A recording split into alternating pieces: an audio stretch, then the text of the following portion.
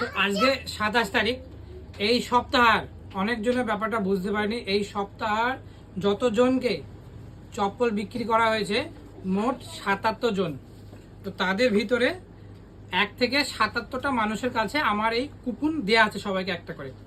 এখানেও লেখা আছে 1 থেকে 77টা। একটা তুলবো, একজন কিন্তু প্রাইজ পাবে, সবাই কিন্তু প্রাইজ পাবে না। প্রাইজটা দেওয়া হবে এটা।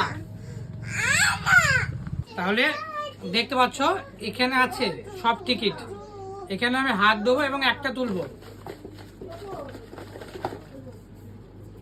হ্যাঁ দেখতে পাচ্ছ, এখন আমি কিন্তু তাকাই নেই দেখে। হ্যাঁ 6 নম্বর। তাহলে যার কাছে 6 নম্বর আছে সে এসে এইটা নিয়ে যাবে, এই পুরস্কারটা। ঠিক আছে, আবারও বলছি 77 জনের মধ্যে একজনই পাবে, কিন্তু সে এই 6 নম্বর যার কাছে আছে সে আমার দোকানে এসে এইটা নিয়ে যাবে।